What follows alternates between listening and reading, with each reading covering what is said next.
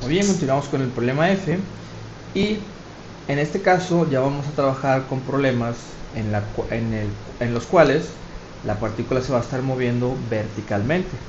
Es decir, el problema dice, hay la altura máxima a la cual llegará un objeto lanzado hacia arriba con una velocidad inicial de 20 metros por segundo.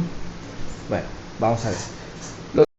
Los problemas que implican partículas moviéndose en vertical no son diferentes que aquellos problemas en los cuales se mueve en horizontal. El análisis es exactamente el mismo, La única diferencia que va a haber es la siguiente. Fíjense bien. Aquí está el plano cartesiano o sistema de referencia, como también se conoce. Mi eje X, mi eje Y. La única diferencia va a ser que mi partícula, en vez de moverse sobre este eje, ahora se va a mover sobre este eje. ¿Ok?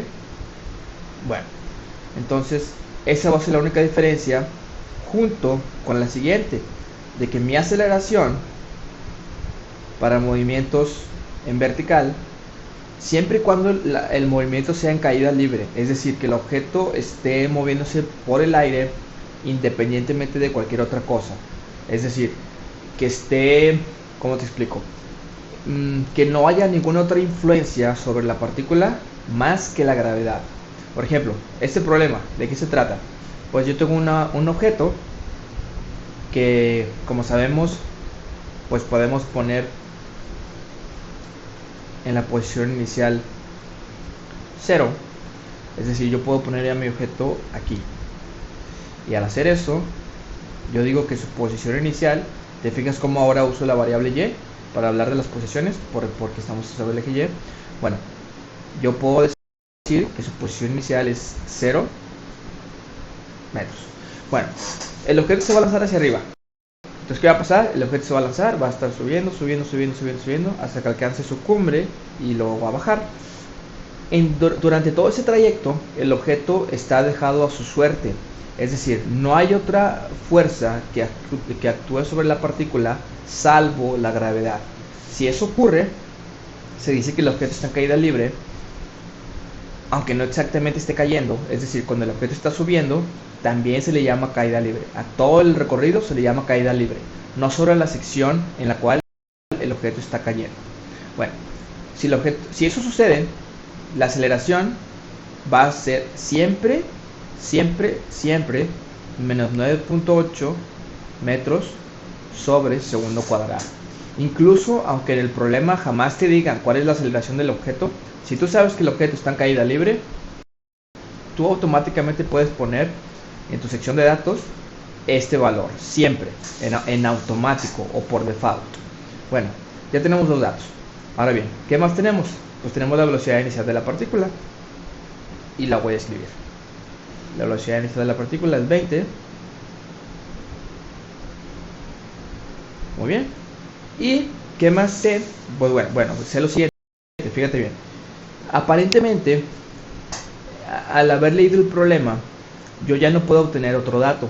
Es decir, tengo la posición inicial, perfecto, tengo la aceleración, perfecto, tengo la velocidad inicial, perfecto. Y aparentemente yo ya no puedo descubrir otro dato. Y recuerda que te he dicho que para poder resolver este tipo de problemas necesitamos al menos 4 datos en esa sección. Entonces, ¿dónde va a aparecer o cómo podemos saber cuál es el cuarto dato faltante?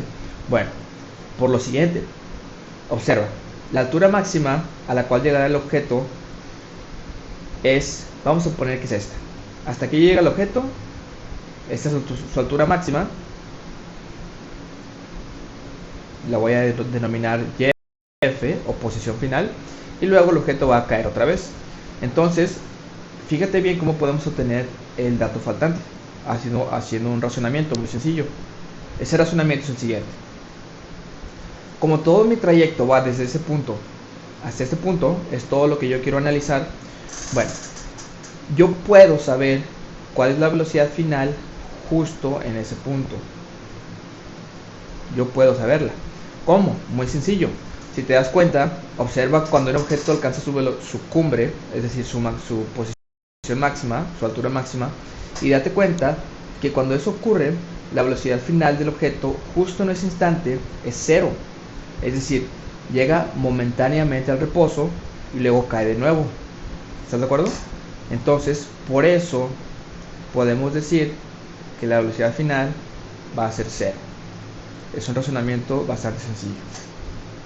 Muy bien, tenemos ya nuestros 4 datos y recuerda que ya lo demás es un mero análisis matemático bastante sencillo. Entonces, paso 3. Ahora mis ecuaciones las voy a escribir con yes en vez de con x. ¿Por qué? Porque estoy utilizando el eje y para resolver el problema. Muy bien. Entonces tengo esta ecuación, recuerda, tengo esta ecuación y tengo esta ecuación.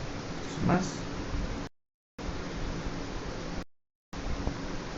Entonces, observa que los únicos cambios que hice respecto a los problemas anteriores fue que cambié las x por las yes, por yes. Muy bien. Entonces yo quiero saber cuál es la posición final de mi partícula. La posición final aparece aquí, la posición final aparece aquí. Vamos a observar si puedo utilizar esta ecuación o esta. Bueno, la posición inicial sí la tenemos, la velocidad inicial también, pero si te das cuenta no tenemos la t. En ninguno de estos datos aparece el tiempo, por lo tanto no puedo utilizar esta ecuación. A pesar que contenga la cantidad que queremos saber, no puedo usarla porque carezco de una de las cantidades que tengo que saber, que es el tiempo. Entonces, por eliminación, va a tener que ser esta. Observa, la velocidad final la tenemos, sí, es 0.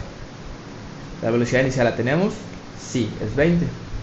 La aceleración la tenemos, sí, es menos 9.8. La posición inicial la tenemos, correcto, es 0. Por lo tanto ya tenemos todo y podemos calcular la cantidad de interés. Muy bien, pues vamos a sustituir. Recuerda, sin unidades por simplicidad.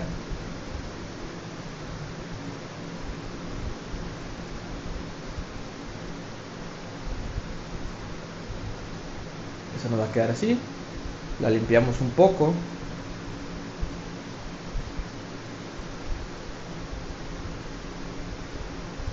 Nos va a quedar así. Y ya nada más se trata de resolverla. Es algo muy sencillo, es álgebra muy sencilla, no la voy a hacer. Nada más te voy a dar la respuesta directa o la respuesta final. La posición final va a ser 20.4 metros. Por lo tanto, esa va a ser la altura máxima a la cual va a llegar nuestra partícula.